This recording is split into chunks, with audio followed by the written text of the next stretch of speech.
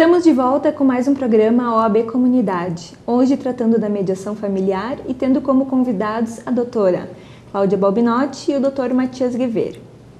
Doutor Matias, fale um pouco, para nossos telespectadores, como é essa família atual? É aquela família, aquela entidade familiar formada apenas pela figura do pai, da mãe, dos filhos?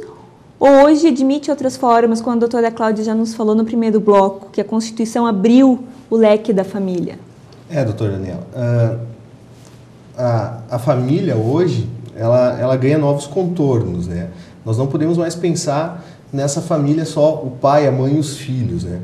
Ou aquela família, até como a doutora Cláudia falou, do casamento formal, que era a família matrimonializada, né? Que tinha que casar de papel passado, né? Ou seja, com a Constituição de 88, a doutora Cláudia bem abordou esse assunto, se abriu o leque, né, das relações familiares. Então, o que acontece hoje? Hoje nós temos famílias que são formadas ou pela mãe e um filho, ou pelo pai e um filho, famílias formadas apenas por irmãos, os pais não estão mais presentes, né, ou se ausentaram por alguma forma, e a família decorrente das uniões estáveis, né? Que ela pode ser pessoas do sexo oposto, homem e mulher, ou pessoas do mesmo sexo, né? Que são as famílias homoafetivas. E apesar de nós não termos uma legislação específica com relação à família homoafetiva, se abriu um grande leque, então, de possibilidades. E hoje, essas entidades familiares possuem já vários reconhecimentos, né, como a gente sabe. A própria adoção, né, tem casos, a própria geração de direitos previdenciários são reconhecidos hoje aos casais que têm esse tipo de relação, né, a cobertura de seguros de vida, os planos de saúde estão tendo que considerar essas uniões. Então, assim, hoje a família ela tem um leque de abrangência muito maior, então, do que aquela família do pai, a mãe e dos filhos, né? Ou a família, digamos, do casamento no papel, né? Então, hoje a família ela é bem mais abrangente, né? A família não é mais aquela família de comercial de margarina que tem que ter a mãe, o pai, filho, cachorro, papagaio, todo mundo sorrindo de manhã, já feliz da vida. Não necessariamente. Não necessariamente. Né? A família, então, ela tem novas formas, né? São famílias menores hoje que a gente vê também, né? Não são mais aquelas famílias com 10 filhos, né? Até porque hoje a nossa sociedade já não mais parece comportar esse tipo de situação. Nós podemos também lembrar das famílias que são formadas hoje basicamente por mãe e filhos, né? Hoje em dia, infelizmente, nós temos um grande número de famílias onde não há mais a figura paterna, né? Inúmeras crianças não têm o pai registrado, né? Então, se forma aquela família mãe e filhos, e muitas vezes até avós, né, com os seus netos. Avós pedindo alimentos contra os próprios pais das crianças, pedindo guarda de filhos. Então, hoje, realmente, como o doutor Matias colocou, hoje se abrange um enorme número de possibilidades para o conceito de família. E até as chamadas famílias pluriparentais, que são aquelas famílias que se formam com o recasamento. Então, a pessoa já tinha um casamento anterior, já tinha filhos, a outra pessoa também teve algum relacionamento, teve um casamento, tinha filhos, eles fazem uma nova união, então tem os filhos da relação anterior, muitas vezes tem os filhos naquela relação, e muitas vezes não é muito fácil o convívio, né, dos filhos, os meus, os teus, os nossos, até todo mundo se entender, até porque envolve sentimento, envolve muitas situações, né, é bem complexo. Bastante conflito, né? Muito conflito. E por falar em conflito, doutora Cláudia, qual que é a atuação do Ministério Público com relação aos problemas decorrentes de relações familiares conflituosas? O Ministério Público, ele atua em todos os processos judiciais em que se esteja discutindo questões de família. Então, seja nas ações de separação, na questão de alimentos, investigação de paternidade, interdições, enfim, todas essas ações o Ministério Público vai intervir. E ele vai intervir numa forma como um terceiro, né? Ele vai agir como um fiscal, ele vai verificar se todos os procedimentos, se todos os direitos das partes, especialmente os direitos dos menores, estão sendo garantidos, estão sendo preservados. Né? Então, numa ação de separação, o promotor de justiça ele vai verificar se todos os requisitos para aquela separação foram preenchidos, se a partilha está de acordo com o regime de bens que foi estipulado pelo casal na ocasião do casamento, vai verificar se a questão da guarda está preservando o interesse dos menores, se os alimentos estão fixados num valor, num patamar razoável, com a possibilidade dos pais, enfim, vai verificar também se o trâmite processual foi adequado, se há alguma nulidade, se não há. Vai intervir como um fiscal. Mas, justamente, por trabalhar nessas questões como um fiscal, ele acaba não ficando mais hoje apenas como uma figura técnica que vai dar um parecer, né, dizendo se está tudo ok, se a legalidade está sendo observada. Hoje o promotor de justiça ele está tendo, além desse papel de fiscal da lei, ele está tendo uma atuação mais ativa. Né? Ele participa das audiências de conciliação, auxiliando o juiz, tentando fazer com que as partes cheguem a um acordo. Então, muitas vezes, o promotor de justiça vai trabalhar junto com o juiz com o papel de mediador. Né? Vai fazer aquele terceiro de fora da relação que vai tentar conversar com as partes, vai esclarecer para elas quais são os direitos de cada uma, vai tentar propor algumas alternativas, né? Então hoje o promotor de justiça ele não está mais só naquele papel de figura técnica, ele está intervindo, está auxiliando as partes, né? Muitas vezes as partes acabam procurando o promotor de justiça fora da audiência para tentar fazer algum acordo. É possível que o promotor de justiça faça esse acordo, né? E inúmeras vezes isso já foi feito.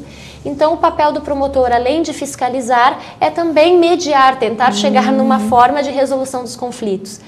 Tudo o que nós queremos, seja o juiz, seja o promotor, seja o próprio advogado das partes, com certeza é fazer com que as partes consigam chegar num consenso, consigam resolver os seus conflitos e consigam resolver de uma forma, né, que saia, no mínimo, um pouco satisfatória para todos, tanto para as crianças como para os pais, né, ou muitas vezes para os demais membros da família.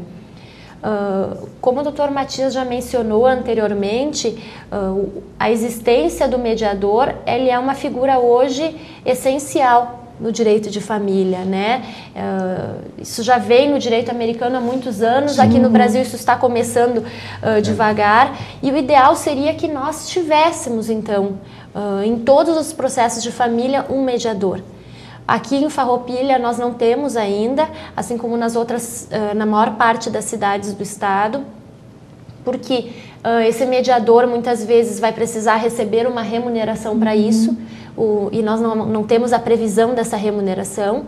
Em algumas comarcas eu sei que já foi feito um trabalho de um mediador voluntário, então algumas pessoas capacitadas, psicólogos, assistentes sociais, até profissionais da área do direito, advogados, que se colocavam à disposição dos juízes para, antes de se marcar uma audiência, então ele conversaria com as partes tentando solucionar e chegar num conflito.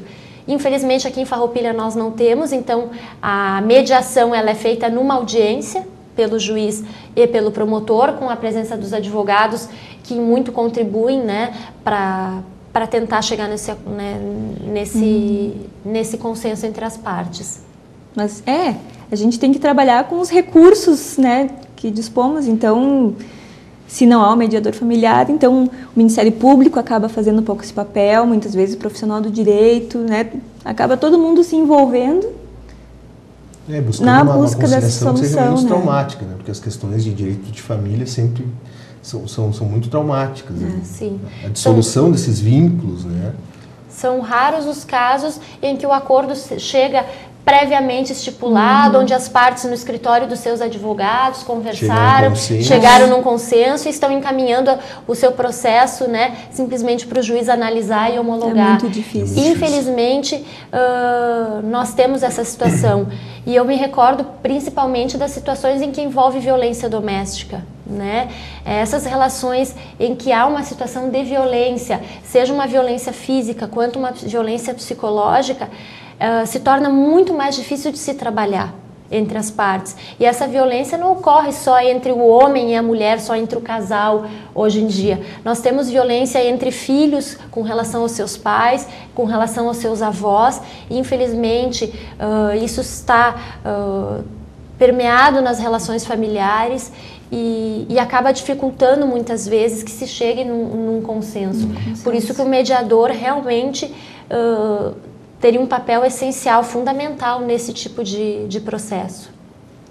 E, doutor Matias, qual que é a atuação do profissional da advocacia, então, nessas questões de conflito de direito de família? Bem, também é no caminho da conciliação? É sempre no caminho da conciliação, né? Por quê? Porque as partes já chegam no escritório bastante desgastadas, né? Então, quando a parte chega ao ponto de procurar um advogado para fazer uma separação, para pedir alimentos, né? Ela já chega, de certa forma, ou vítima de uma violência doméstica, como a doutora Cláudia falou, ela já chega, de certa forma, muito abalada com aquela situação. O que o profissional da advocacia tem que fazer? Ele tem que sempre buscar conciliar, né? Por quê? Isso sai mais barato para as partes, é menos moroso, né? Porque nós temos inúmeras demandas, né, doutora? Que, principalmente no direito de família, há muitas demandas no judiciário, né? Isso acaba atrasando a satisfação desse direito buscado, né? Então, sempre se tem que conciliar, né? O profissional da advocacia no direito de família tem que ser um conciliador, né? Tem que tentar mediar esses conflitos e dar a solução o mais rápida possível.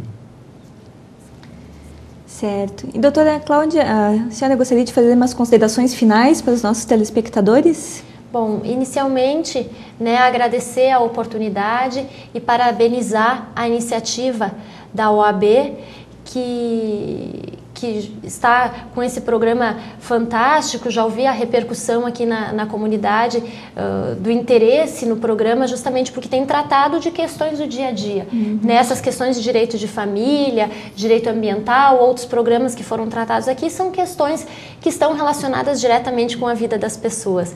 Então, a OAB teve essa brilhante iniciativa, parabenizar a todos os profissionais que estão se dispondo neste trabalho, né? E agradecer também a oportunidade, me colocar à disposição, inclusive para a comunidade, colocar o Ministério Público à disposição. Nós temos o atendimento ao público diretamente com o promotor, basta ligar no número 3261-3500, que será agendado de acordo com a natureza da demanda a ser tratada, vai ser agendado com o promotor respectivo.